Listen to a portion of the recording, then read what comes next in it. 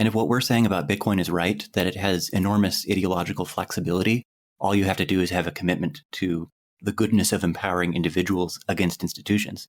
Well, then Bitcoin's very well positioned to find new proponents and adopters, no matter how political realignment unfolds.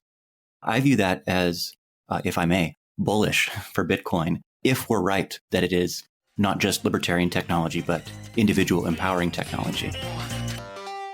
Welcome back to The Breakdown with me, NLW. It's a daily podcast on macro, Bitcoin, and the big picture power shifts remaking our world. The Breakdown is sponsored by Nexo.io and produced and distributed by CoinDesk. What's going on, guys? It is Wednesday, January 27th, and today we are talking about philosophy and why Bitcoin has more ideological flexibility than we give it credit for. A few weeks ago, I saw an article on CoinDesk called Why Bitcoin Needs Philosophy. It was by three professors, Craig Warmke of Northern Illinois University, Bradley Rettler of the University of Wyoming, and Andrew Bailey of the Yale-NUS College in Singapore. These guys have a little research collective that they call Resistance Money and explore the philosophical dimensions of Bitcoin and other types of issues. Now, the TLDR on this CoinDesk piece was that a lot of important questions in Bitcoin are about values, ethics, and the world we want to see, which are questions they argue philosophy gives better tools to engage with. I thought it would be fun to have these guys on the show for a longer form discussion about where philosophy fits in Bitcoin, how much ideological flexibility there is in Bitcoin, and what it all means for the coming regulatory battles we might have to fight. Kick back and let's get deep. Enjoy this conversation. All right, Bradley, Andrew, Craig, welcome to The Breakdown. This is going to be a really fun conversation. I am quite sure of it.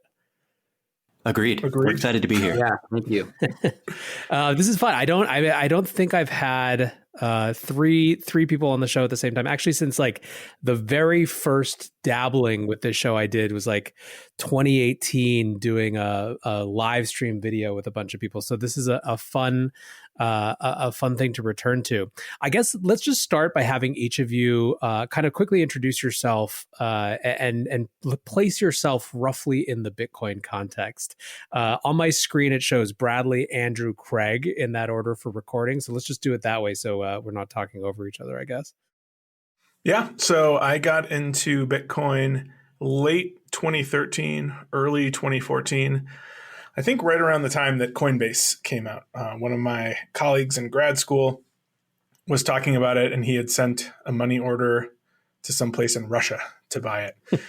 And so he started telling me about the technology. He sent me a link to the white paper. And the first thing that I thought of, I grew up in Singapore for a couple of years, and I remember going to Lucky Plaza and watching foreign workers send international remittances through Western Union and just pay absolutely exorbitant fees. And sometimes the money wouldn't get there for a while.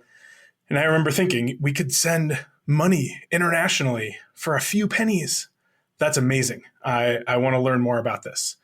And so I did. And then I bought some. And then I told Andrew. And then I kind of forgot about it for a while. I just held it and kept up with the price, but not really much else. Awesome. All right. Well, we're going to come back to that. I think there's a lot in there to unpack for sure. Andrew. Brad told me about Bitcoin, and the thing he told me was NGU technology. And that was my first exposure, as it is for many of us. I think the next step that I took was teaching about Bitcoin and about money in general. And I found that whenever I mentioned it in the classroom, students paid more attention. So I come to realize that I've got to learn more about this and go deeper than just thinking of this as a speculative bet. And that is that's my way into the rabbit hole, teaching classes, interdisciplinary classes on money, coming from the perspective of philosophy, politics, and economics, and helping students understand what's going on here in the Bitcoin space. And then we're off to the races from there. Awesome. Craig, and tell us your story. Sure. I got caught up in a debate on Facebook about whether Bitcoin was a bubble in 2017, late 2017. And actually, it was one of my colleagues who was arguing that it was a bubble. And Brad was someone who asked, just kind of innocently, I think baiting someone like, well, how do you know it's a bubble? And this question actually really puzzled me. And so I wanted to know whether what Bitcoin offered the world was something that would justify the rising price.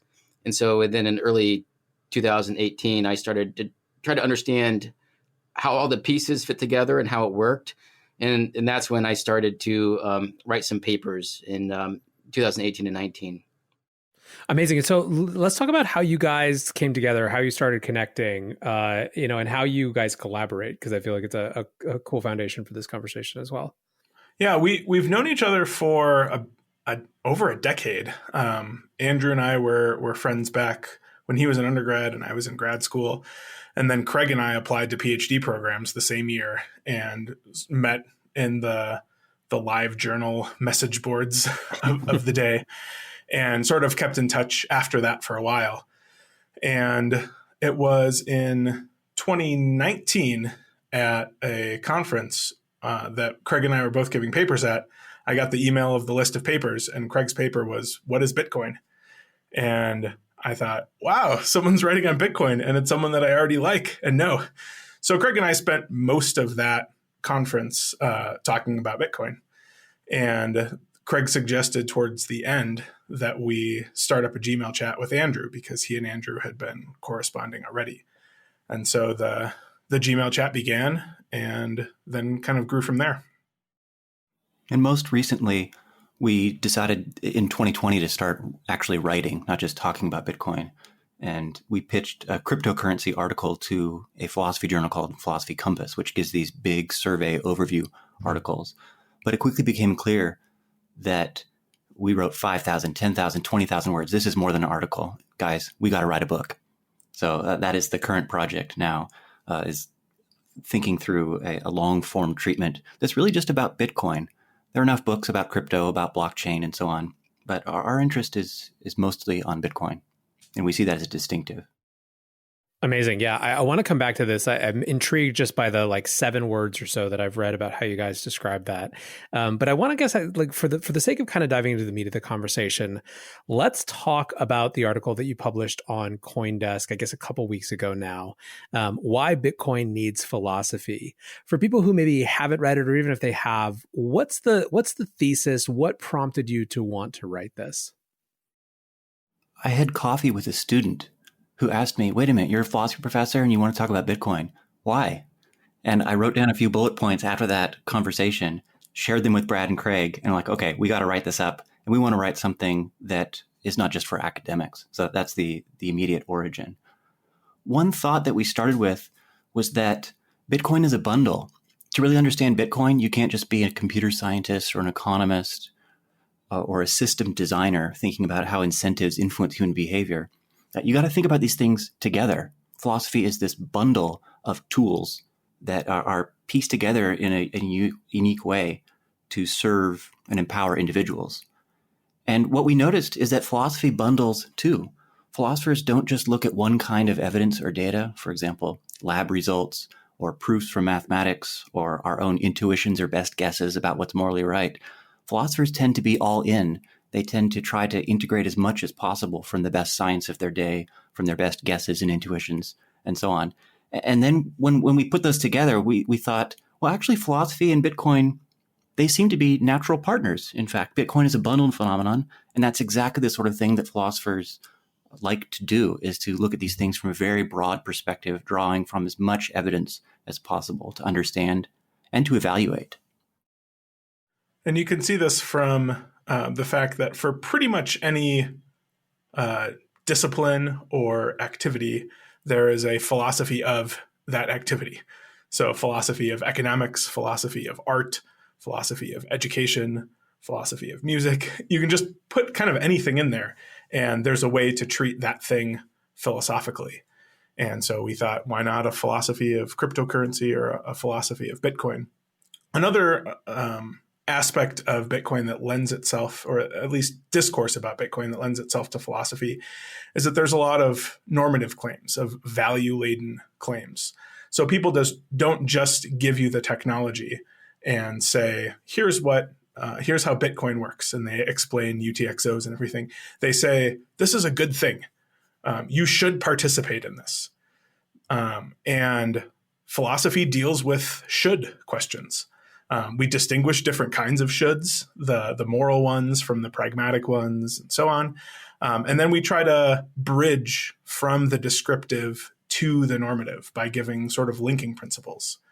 And so that's something that I think Bitcoiners use a lot and could stand to learn a little bit more about. Yeah, I think one of the things that stood out to me from reading this is it is very true that part of falling down the proverbial rabbit hole is grappling with the questions of values that this particular technology and network bring up, right? And these things then become kind of implicit or codified or conventional wisdom, conventional values in some way in the community around some of these normative judgments about what's good or bad. But it's not necessarily, people don't kind of walk that further to actually ask those questions. And interestingly, because there isn't the language of discourse around it, it becomes hard to have debates. So I just by way of example, I asked the other day on Twitter, were there Bitcoiners out there who, on the one hand, were Bitcoiners and convinced that there were real problems with sort of a never-ending stream of money printing, but at the same time still thought that UBI or UBI-like policies were the right idea in context? And in some ways, I think that this is almost like the type of value exploration where without the underlying framework or tools to discuss the values implicit in this community, in this asset, in this network, or whatever it is, it's hard people kind of retreat to a set of positions rather than a set of principles that they can apply to different positions, which is a very long-winded way of saying that. Something that I thought was fascinating about that article. Yeah, I think that there's a lot of ideological ivy that has grown up within the Bitcoin community. And what I mean is that it is in some sense intertwined with what Bitcoin is essentially and how it works and what it does. But it's disposable, and Bitcoin doesn't need it and doesn't require it. So some of the unarticulated normative judgments in the Bitcoin community are good ones, and some of them can be dispensed with. And some of the good ones. So here's a thought experiment that might be helpful to figure out what some of the good ones are. So suppose we were to engage in this experiment. We'll call it money behind the veil. So suppose you were taken behind a veil, and once you got there, you wouldn't know who in the world you were. So you could be a Saudi Arabian prince. You could be someone eating garbage out of the slums of some third world country. You just don't know. You don't know anything about where you are or who you are or how much money you have or what kind of financial infrastructure there might be. But you have this opportunity behind the veil. And the opportunity is to construct from scratch a new form of money. And what would you want it to be like, not knowing anything about who you are? And I think this kind of thought experiment, it could reveal something kind of deep about the relationship between money and justice, and the relationship between justice and our financial plumbing. So you'd want, I think, there to be easy access to the financial plumbing. But I think in particular, you'd want two more things. You wouldn't want there to be insiders next to the monetary spigot who could reap the money as it comes out unjustly.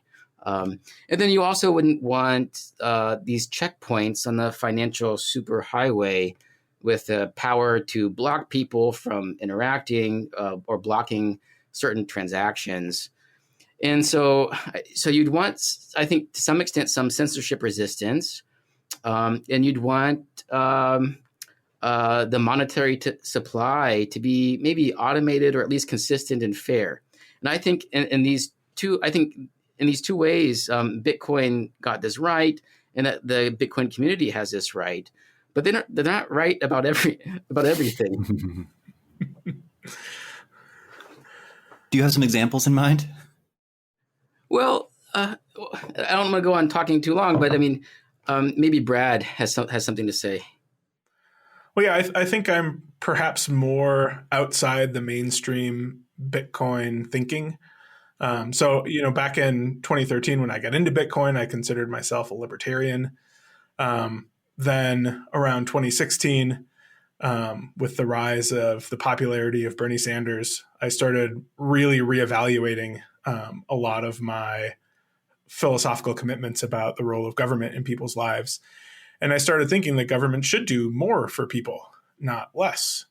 And so I held on to my love of Bitcoin, but I stopped thinking things like governments are bad, central banks are bad. I think you can still really like Bitcoin and believe, in fact, I tweeted this today, and believe modern monetary theory. So I read The Deficit Myth a couple weeks ago, and I found myself liking it. And I found myself thinking, this basically describes how the central bank works. We pay taxes in US dollars. And so this describes how US dollars work. But I still think that there should be a way for people to save outside of this financial infrastructure. So I think you can like both US dollars and Bitcoin. I don't think that the dogma of a lot of Bitcoiners that Bitcoin needs to replace all fiat currencies is one that we have to accept. I'm not saying it's wrong. I don't have arguments against it, but I haven't seen a lot of good arguments that Bitcoin has to replace it. And then there's even more things on the fringes, like against vegetables and against abstract art and things like that that I don't buy into either. Brad, you sound like a fiat academic. So I think it's an interesting question, because this comes up all the time in the context of new people coming into the space. So what values are actually intrinsic? What are sort of norms that are important to keep? And I mean, I think that the point of opening up the debate, at least for me, is I would have a hard time, I think right now, with conviction. I could with conviction go through the list of beliefs commonly held by Bitcoiners and kind of rank order or rate where I fit or how close I am to the mainstream versus how much I disagree with. I would have a harder time, I think, saying these values are kind of orthogonal and exogenous and easy to leave behind versus this is something that's really intrinsic and important. There are a lot of folks, I think, who would say that there is sort of contradiction. I guess one of the questions that I have, Bradley, as a follow-up, and anyone can answer too, is let's just walk down this path, because I know you wrote an article about the progressive case for Bitcoin.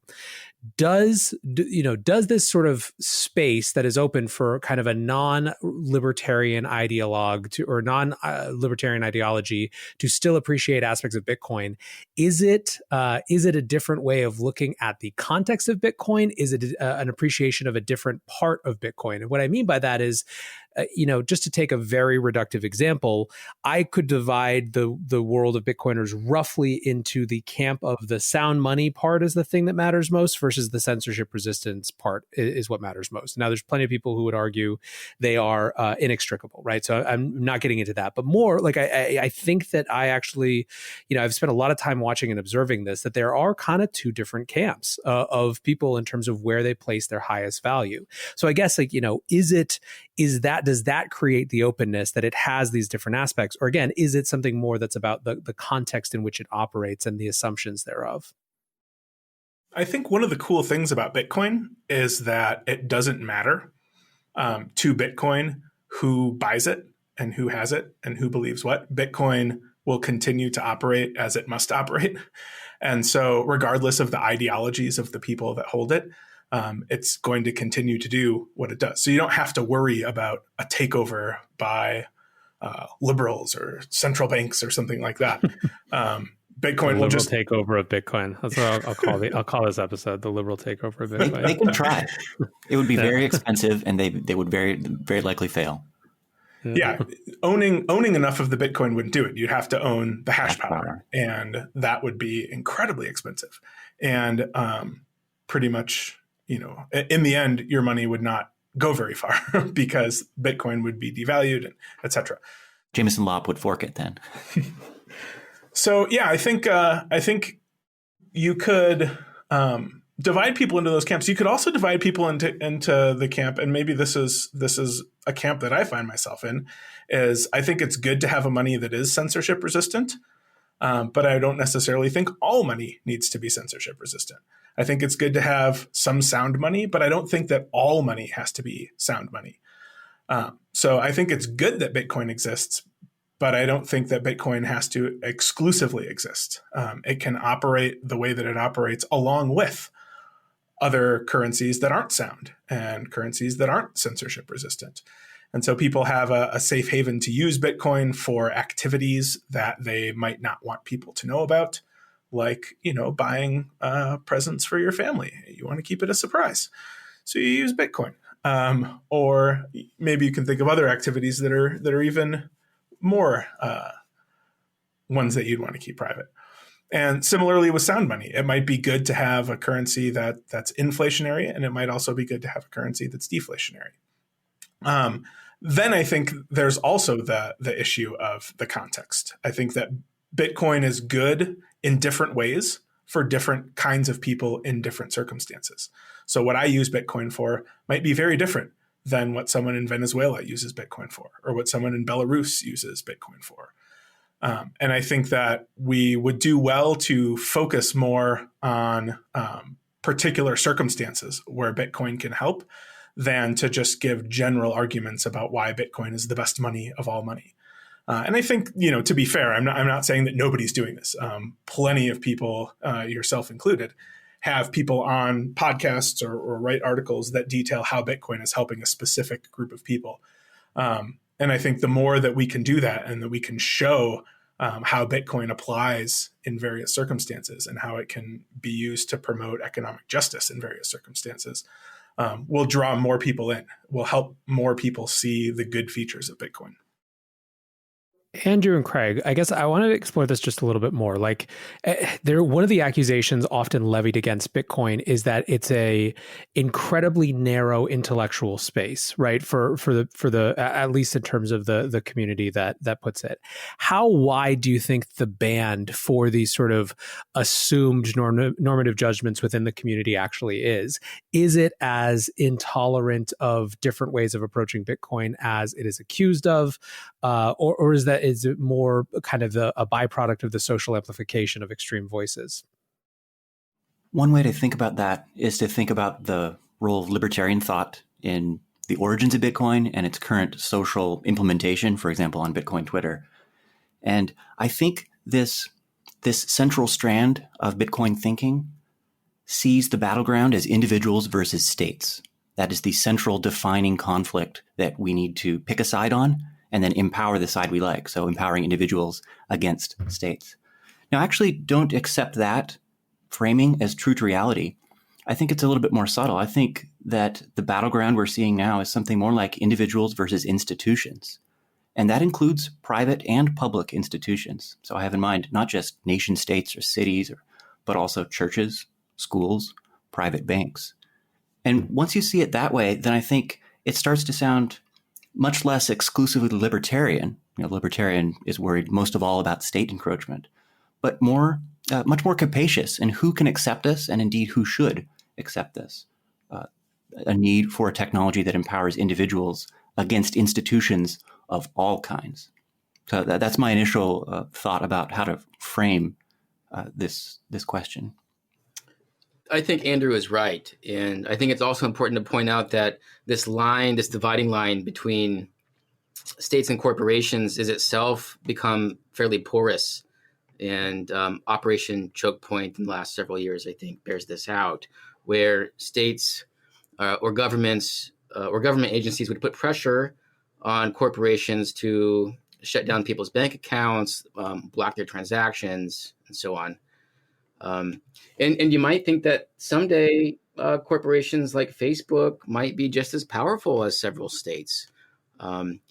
That day might be today. Yeah, they might. Yeah, no, that's right. That's right. For some states, that's already true. And so this harkens back to these kinds of hybrid nation-like companies like the East India Company. But in any case, I think there's a tendency, like Andrew said, to view Bitcoin specifically as a kind of stateless money, as a kind of libertarian's dream. But when you throw corporations in the mix, which also have a lot of centralized power and which we need to protect ourselves against, and you throw in these kind of nation-like corporations, I think what comes out the other side when you look at Bitcoin through this kind of clear lens is an institutionless money or a leaderless money. If that's the idea, then Bitcoin will not sit very easily with maybe any very specific view, philosophical view about how the world should be. And the band of philosophical views that are compatible with Bitcoin might be quite wide. Yeah, I mean, I think this is a purposefully extremely dense question to unpack. And part of, I think, my interest in this is, a couple things. One is, I think from kind of a larger context, we're going to spend a lot of time in the foreseeable future relitigating and kind of trying to redefine the roles of what different political perspectives are. And what I mean by that is that the GOP has been obliterated in anything that resembled what it was 20, 30 years ago, right? By the force of kind of just the populism, right? And the Democrats have been less systematically dismantled, as was made clear by the fact that Biden won, I think. However, it's still going to be a lot of grappling for identity. And within that, there's going to be a lot of assumption making, I believe, about what different people would or should believe on the basis of what other things they believe. And I think sometimes there's going to be this question of how much of a band to explore and find common ground or unexpected ideological alignment is, I think, an important one. Many investors want to be a part of the next bull run. Others seek to build their dream home, finally launch that startup, or fund their education. Try Nexo's instant crypto credit lines and borrow against any major cryptocurrency with no minimum or maximum withdrawal amounts, no fees whatsoever, no credit checks, and flexible repayment. Not to mention the APR starts at just 5.9%. Stay on top of your investment game with Nexo.io. And remember, it's your crypto, your credit, your choice. Get started at Nexo.io. A small context that caught my attention a couple of days ago was when Congresswoman Rashida Tlaib and a number of others, they published basically an open letter asking for us not to fight the temptation to expand the surveillance capacity of the state in the wake of the January 6th protests, riots, whatever, the Capitol explosion of January 6th. And that took a lot of folks by surprise, I think, because they wouldn't have expected it from that particular set of sources, because they are viewed as archetypal, sort of far progressive left of the Democratic Party who want a radical expansion of state power. The interesting thing is that it's not actually unclear why their perspective would be what it was, which is that the communities that they represent, right, historically disenfranchised communities, tend to be the ones who suffer most under new surveillance regimes, whether they're meant to or not, right? And so you have this very different kind of genesis that gets to the same point of not wanting more surveillance. And I wonder kind of, when I think about things like, when I think about Bitcoin, part of what excites me about it is how many different types of people's lived experiences could you start from without any assumption or knowledge of their politics, and kind of work up from Bitcoin being a powerful, useful, frankly, extraordinary and ahistorical technology and opportunity. And that to me is this interesting, I guess I'm fascinated by and very kind of focused on these political, these not neutral, because that's the wrong word, but these political open spaces, right? The middle of the battlefield where you don't know what's going to happen, because genuinely a bunch of people could find themselves there unexpectedly and have a very different type of conversation. I'm interested in Bitcoin's capacity to encourage that rather than to just fortify another flank. I think exactly what you've said about surveillance and about their communities being particularly harmed is true of the banking infrastructure. I think the communities that they represent have been harmed by things like redlining, things like credit ratings, and the difficulty of obtaining a bank account, of obtaining a credit card. So the banking infrastructure is largely under state control, or at least it's very heavily regulated, and it's led to or exacerbated wealth inequality in a pretty huge way.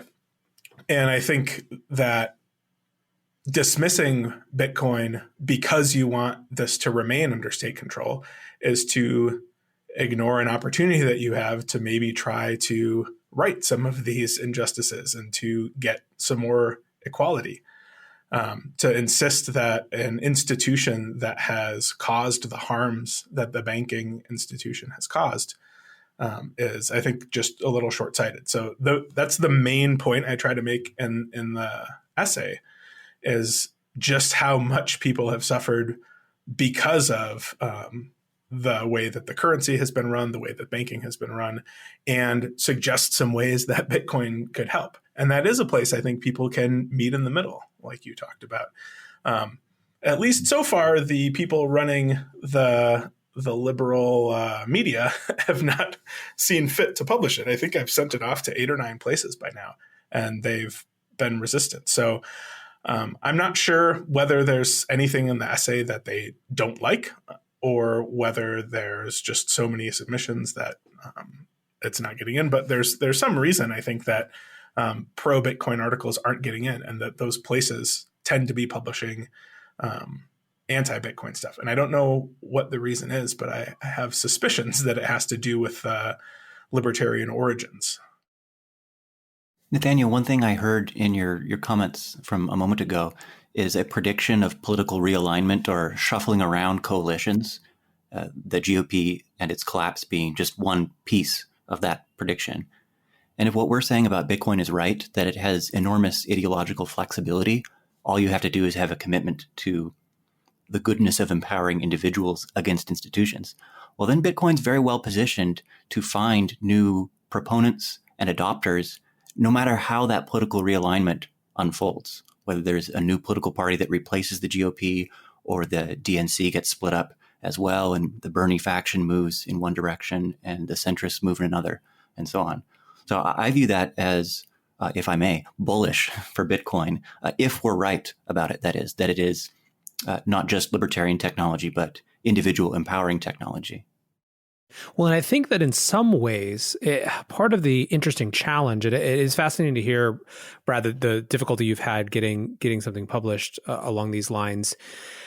I wonder to what extent this has to do with one of the questions that the left more particularly has to grapple with is the role of the individual in the ideology that they want to put forward, right? Because again, we're kind of in the phase where we're more or less trapped by the 20th century's versions of these conversations, and that's totally understandable because that's just the way we are as human beings.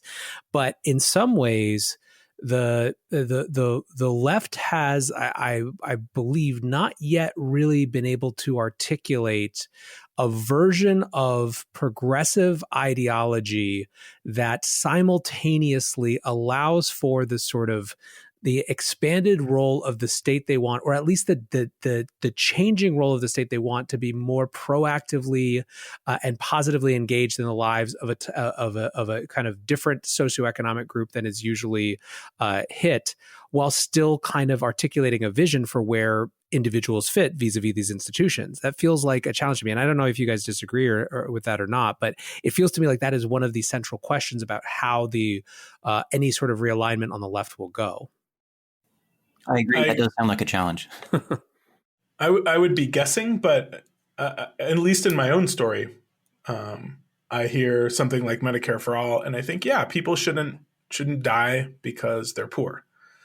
And so you have these principles, and then you have to try to work out a coherent political philosophy from them.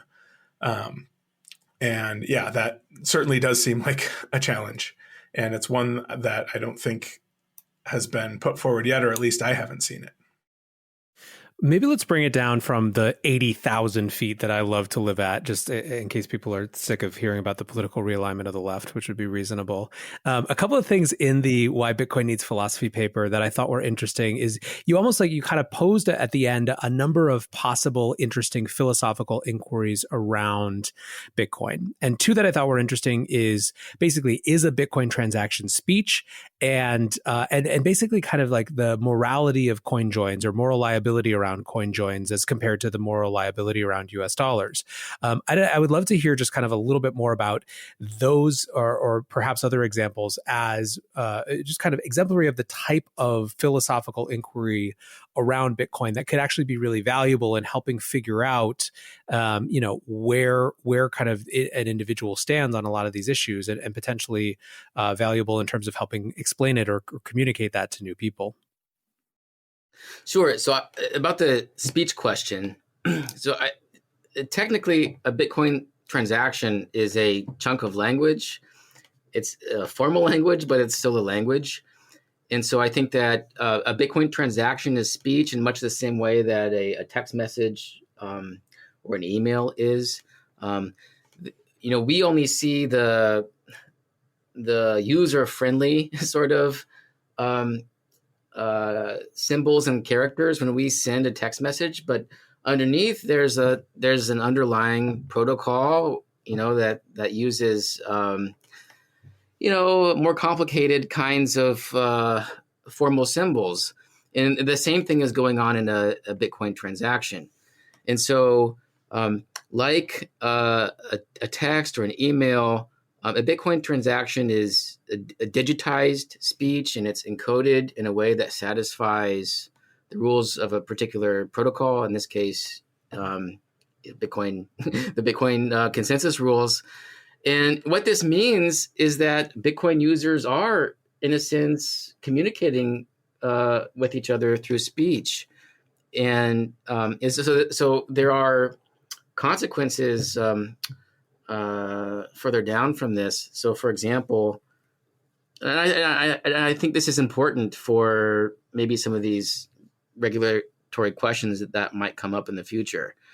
So, what are Bitcoin nodes? Well, they're, in a way, the network's grammarians who are rejecting chunks of language that fail to follow certain rules.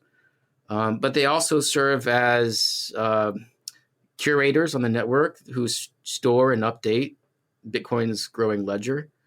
But I think the most important part that might come out of this is the role of Bitcoin miners.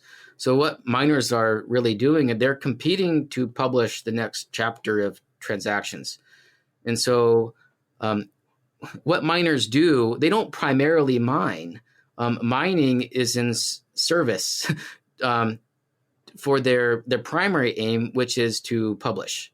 And I'm not a lawyer, and I would hesitate to say too much about the relation between publishing and Bitcoin mining as publishing and the free press clause of the First Amendment.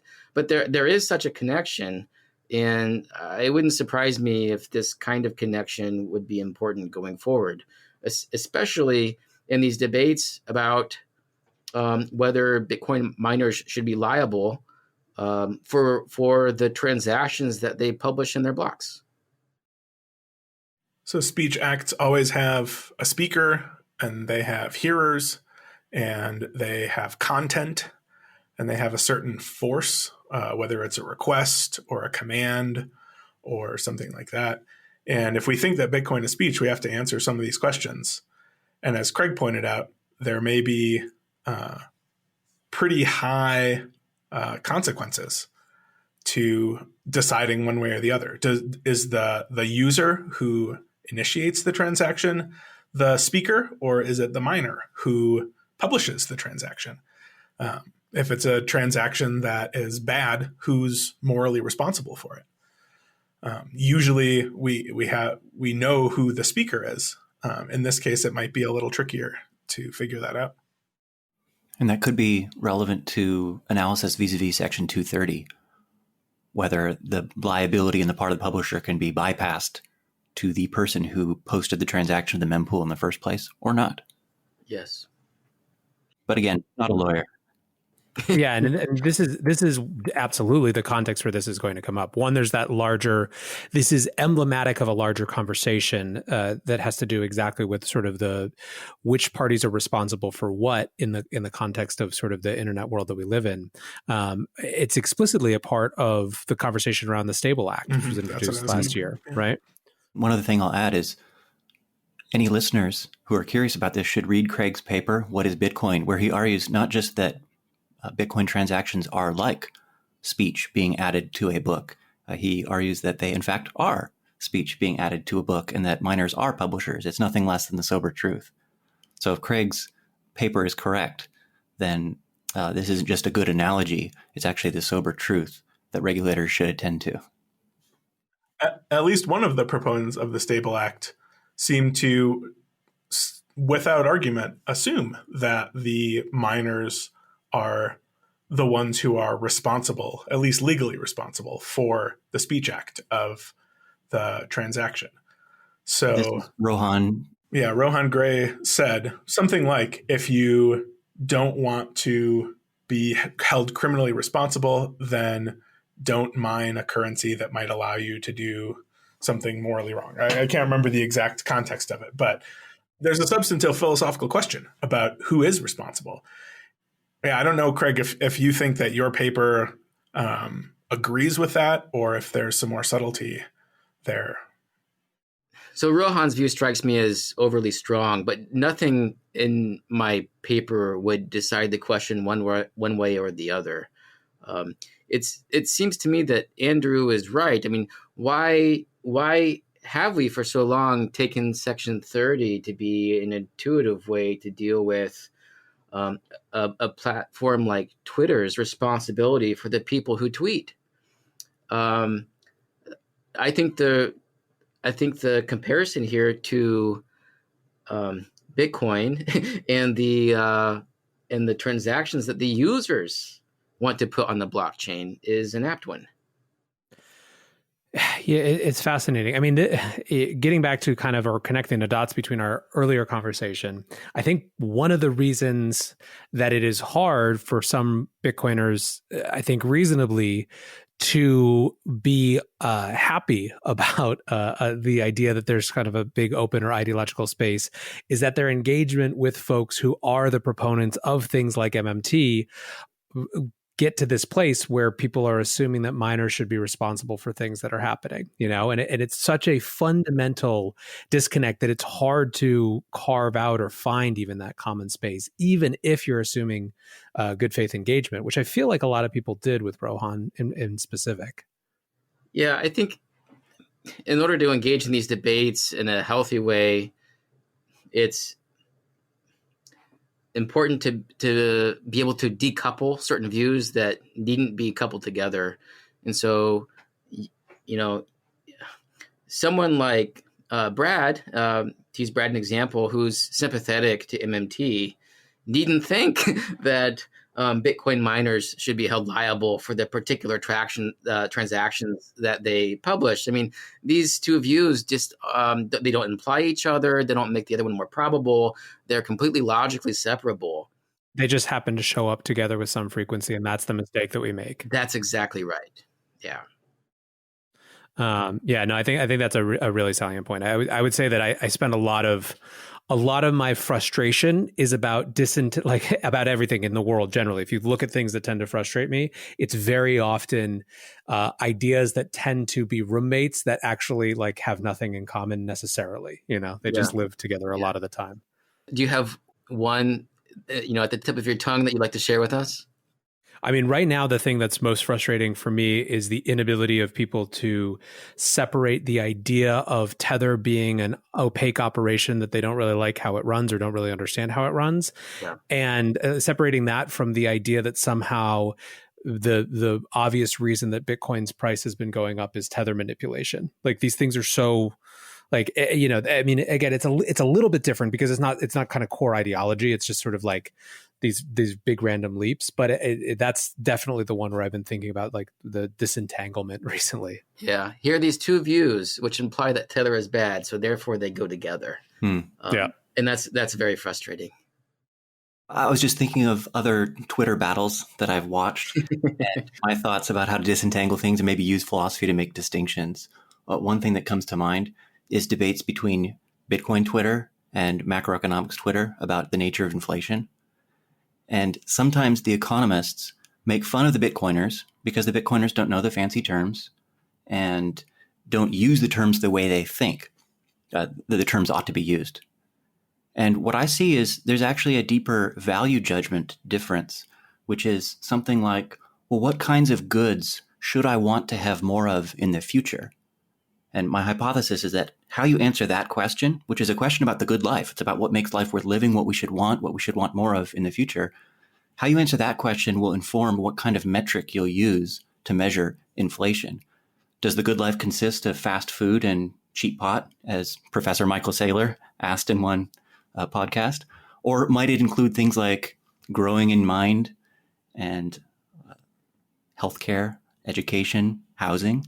If the good life actually includes those things for everyone, that will make a great deal of difference to what metric we'll want to use to measure inflation. So I see this value difference that actually underlines these little Twitter battles. And I wish we would pay more attention to those than the surface flare-ups.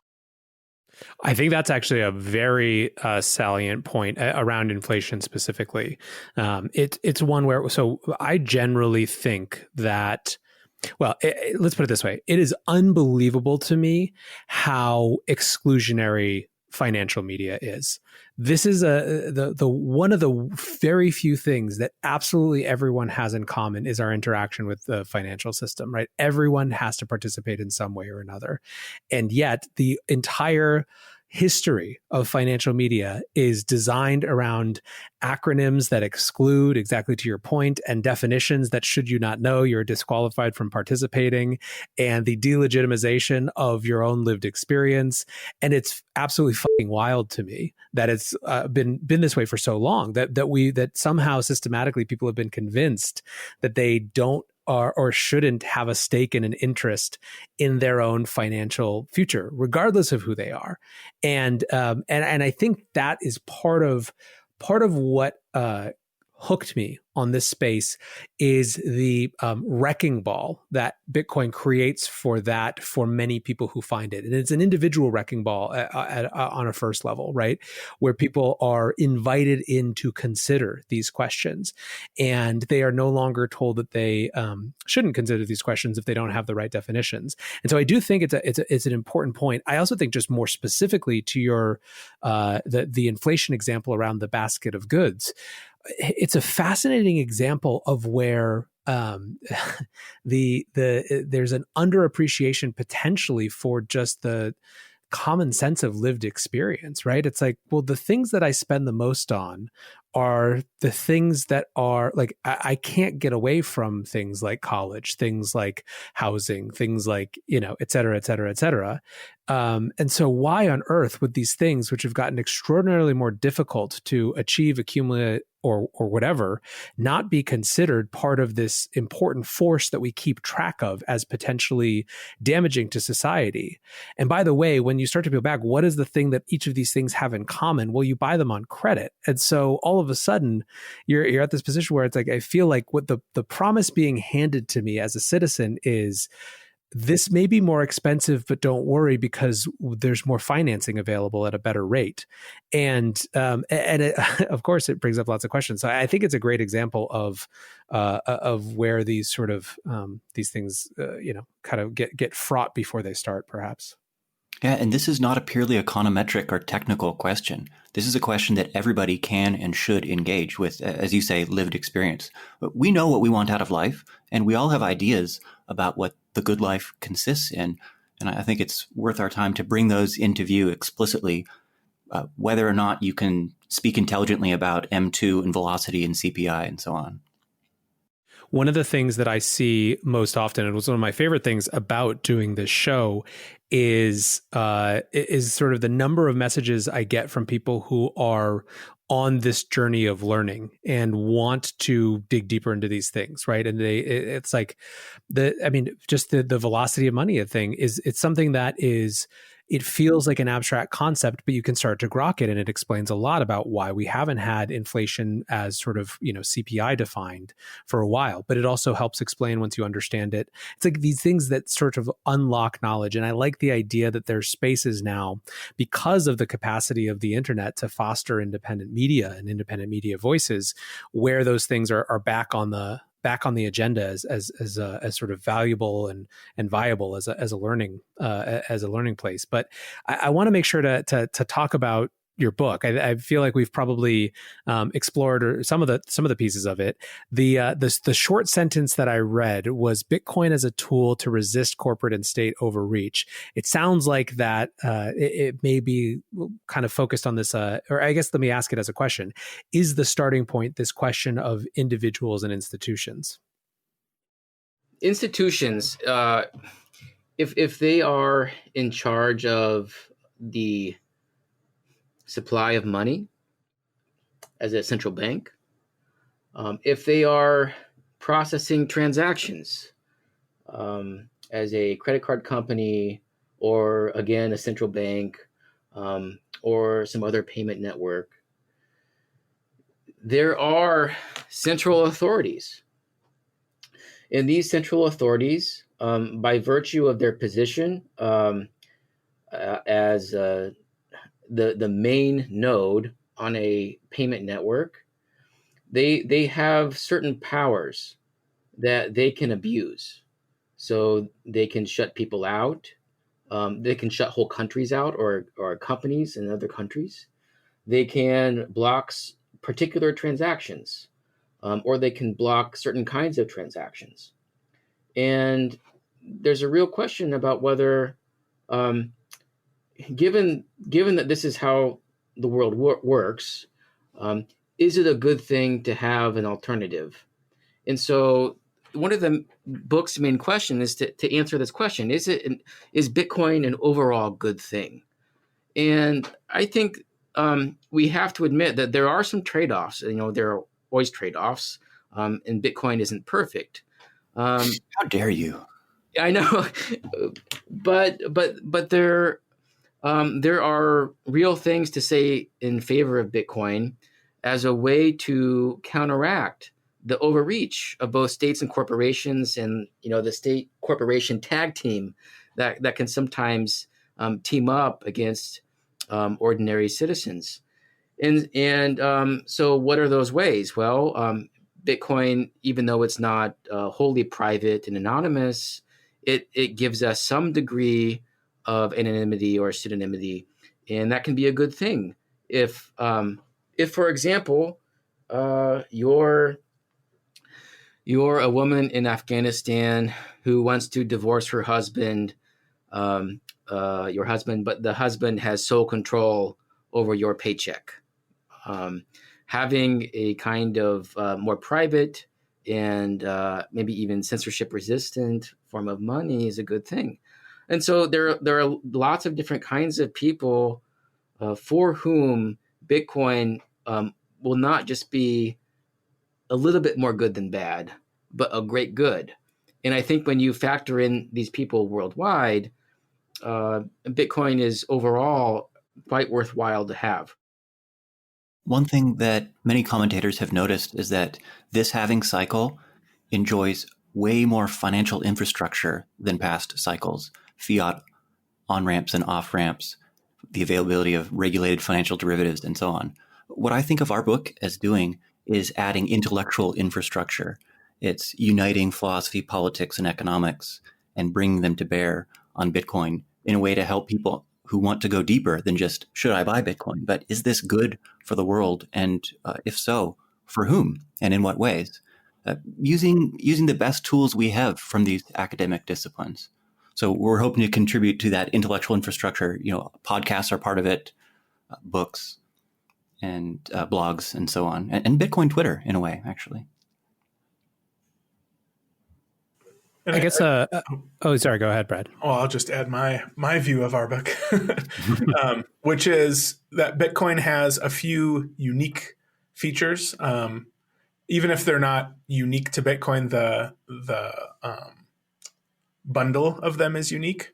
And the book is organized around these unique features. So it's privacy, censorship, monetary policy, and financial inclusion.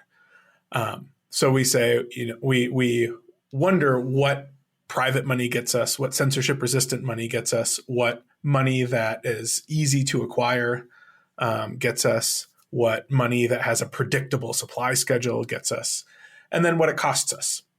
What are the costs of having this private money? What are the costs of the censorship resistant money, et cetera? And then we weigh these costs and benefits against each other to try to come up with an overall assessment of the value or disvalue of Bitcoin. And it should be no surprise that, at least for now, we haven't written the book, but at least for now, we're leaning towards a positive evaluation for the reasons that Craig said, that Bitcoin at least serves as a nice competitive check against currencies that don't have these features, so that people can go to Bitcoin if they need to. This sort of bull market is clearly characterized by the institutions are finally here. Basically, Paul Revere has been screaming about this for 3 years, but it's finally happening in a meaningful way. And I wonder if there is, we talked about a lot of the values of Bitcoin, the values that Bitcoiners have. Are some of those more at risk in the context of a Bitcoin ecosystem that is shaped, animated, driven much more by institutional buying patterns? Or are those values sort of wholly separate from the whims of institutions, who, even if all they care about it is as a financial instrument? I think it's an important question, and it will become more important if the present trend continues. One thing Bitcoin's taught me is to think adversarially. So suppose someone wanted to undermine what we've claimed are the values promoted by Bitcoin. What would they have to do? So let's say that the Grayscale Trust came to own an appreciable fraction of the total circulating supply of Bitcoin, 20, 30, 40%.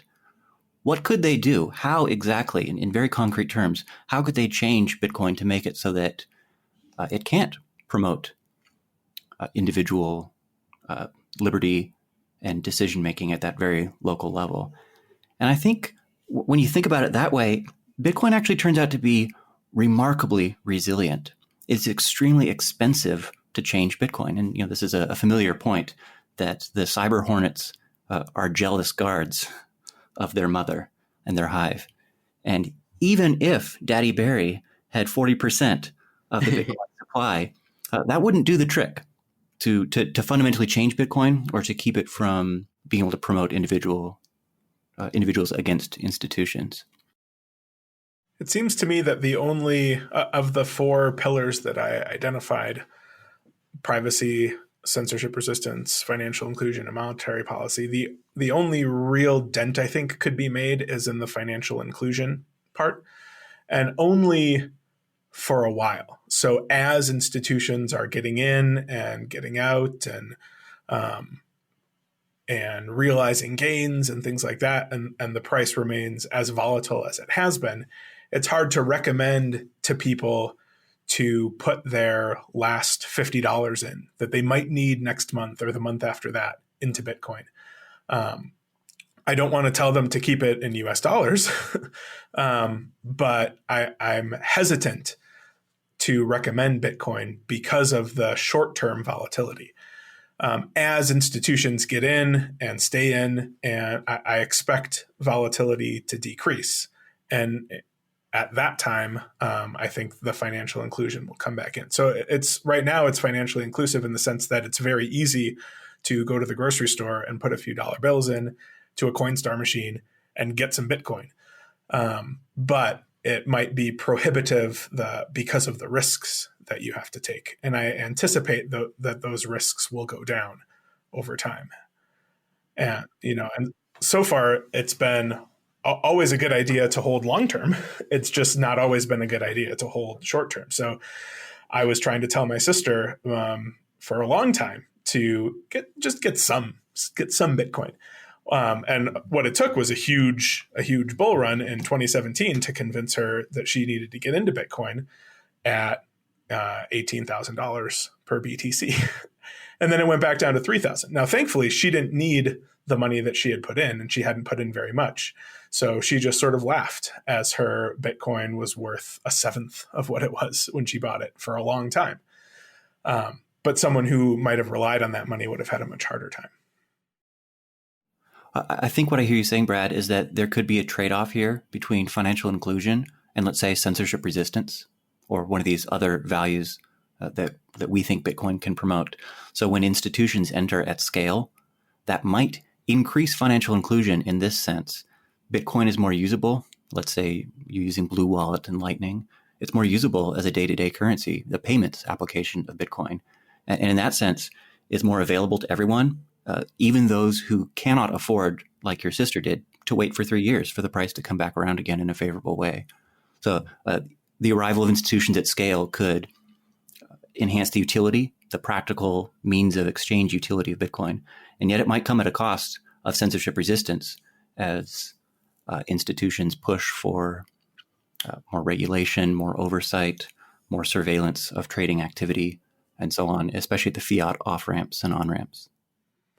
Yeah, and it could also be that there are aspects of financial inclusion that weigh against each other. So it's easier to buy Bitcoin, but it's also easier to sell Bitcoin, which makes the price more volatile than it would have been, which makes it riskier, which means that for some people, it's not a good idea for them to put certain dollar amounts into Bitcoin.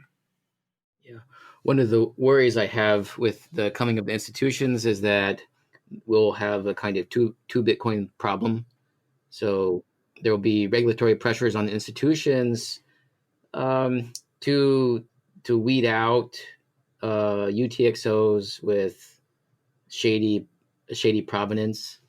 So you'll have blacklisted Bitcoin and whitelisted Bitcoin, and so that there would in this case be a trade-off between inclusion and censorship resistance, or privacy, for that matter. And I don't know exactly what to say about this. I mean, my guess is that this would be very difficult to enforce. And my hope is that the very people who are buying in and inspiring people at these institutions to buy are the same people who grasp the importance of Bitcoin's censorship resistance for the rest of the world. I mean, I think especially in a country like our own, who values freedom of speech and just freedom generally, we would want people in other countries to be able to have an exit from currencies which are overseen by totalitarian governments and irresponsible central banks. So, I mean, it's a worry, but I'm also optimistic. Love it. Well, listen, there is a lot more to dig into here, which I kind of think is the point of what you guys are trying to say, that these things are worth discussing, worth debating, and worth using the tools that have been built over a very long period of time to explore exactly this type of questions to do so. So I really appreciate you guys all taking the time to hang out here. I'm very much looking forward to this book and excited to see how you guys continue to bring philosophy into Bitcoin and vice versa. Terrific. Thank you so much. I enjoyed it. Thinking back on that conversation, there are two things I think are a fascinating reflection of one another. On the one hand is the question of what space there is for the political left and political progressives in Bitcoin. Part of this may just be a question of our terms, as in our designations of left and right lump economic and social issues in a way that is massively constraining. Still, most people don't associate the left and progressives with the Bitcoin community. Ultimately, however, as intense as some Twitter communities can be, Bitcoin doesn't care about your politics, so it doesn't feel to me to be a huge concern. A more interesting and relevant question in some ways to me is what place there is in the modern left for the individual. Progressives and the modern left are in the middle of trying to redefine their role, redefine their ideology, and in the process, expand the role of the state into people's lives. This doesn't necessarily have to be at the expense of the individual. A state could theoretically decide to spend less on corporations and power structures and more on helping foster individual pursuits, entrepreneurship, etc. All of this matters obviously in the context of a new administration from the left coming to power. It matters because these questions are going to matter in the context of how Bitcoin and crypto as a whole is regulated and considered in that process. I think at the risk of getting heady sometimes, taking a moment to zoom up and zoom out and go to these big questions, these philosophical questions, can be really important. So I hope you enjoyed this very different type of show. If you didn't, don't worry, we're not going to do philosophy shows every week or anything, but I at least had fun and I hope you did too. Until tomorrow, guys, be safe and take care of each other. Peace.